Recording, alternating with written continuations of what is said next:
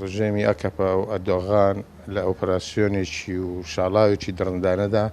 دژ بە نەکرد دژ بە کورد دژ بە دیموکراسیەت دژ بە یاسا دژ بە ڕاستیپەکانی هەڵبژاردن و پەلاماری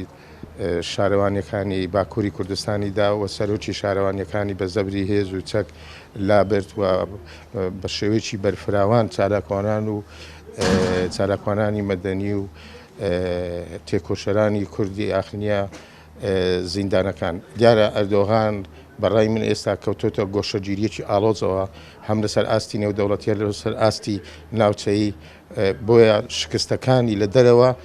لە ناوە دەوێ بەم هەڵسو کەوتانەی دژی دیموکراسیەت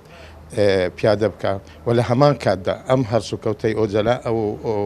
ئەردۆغان لە دوای ئەوە دێ کە بەڕێز عەبدوڵڵا ئۆجەلان دەست پێشخەریەکی ئاشتیانەی گرنگ و مێژووی دووپات کردەوە بۆ تەواوکردنی پرۆژەکەی ئەو پرۆژە ئاشتی خوازانەی کە لە 2013 پێشکەشی کردبوو ئەردۆغان پێچەوانەی ئەم پرۆژەیە پێچەوانەی ئەو دەست پێشخەریە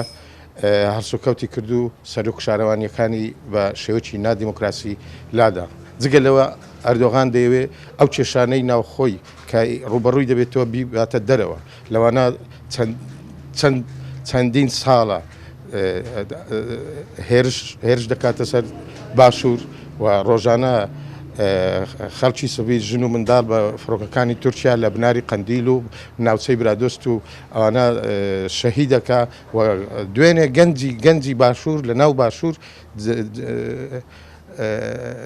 سوپای تورکیا گرتوێتی و بردویانن لەبەرەوە پێم وایە ئەردۆغان سیاسەتێکی وە خۆی دائاخنێتە ناو مەزەقێکی زۆر گەورە و لە کۆتاییدا گەلی ئێمە بە خۆڕاگری بە جەسووری خۆیان دڵنیام لەوە خۆڕاگر دەبن وە چۆک بە ئەردۆغاندا دەدەن بەداخەوە ئەم کارەی دەوڵەتی تورکیا و خودی ئەردۆغان پێ هەڵساون لە ماوەی چەند ڕۆژە ڕابردوودا بەلابردننی هاوسەرۆکانی شارەوانی ئامەد و مێردین و وان ئەمە کارێکە جاری یەکەمی نیە و دیارە لە جاری یەکەم ڕەنگە تەجربەی وەرنەگرت بێت کە خراپ شکایەوە بەسەر پرۆسی دیموکراسی و پێکەوە ژیان و ئاشتی لە تورکیادا حتا خراپ بەسەر خودی حیزبەکە ئەویشدا شکایەوە دیارە هەمان ئەم هەڵوێستانە درێژە پێدەدا و دووبارەی دەکاتەوە ئەمە کارێکە پێچەوانی بنەماکانی دیموکراسی و ڕای ئازاد و دەنجی خەڵک بۆیە پێویستە ئەم کارە محکوم بکرێ و پێویستە پێداچوونەوەی پێدا بکە حکوومەتی تورکیا لەبەرەوەی کارێکە ڕێک پێچەوانی بنەماکانی دیموکراسی و خواستی خەڵک و بەم کارە و بەردەوامبوونی درێژەدان بە دژایەتیکردنی دەنجی خەڵک هیچ ناخاتە سەر پێشکەوتن و خزمەتکردن بە دەوڵەتەکەی و حیزبەکەی خودی ئەردۆغان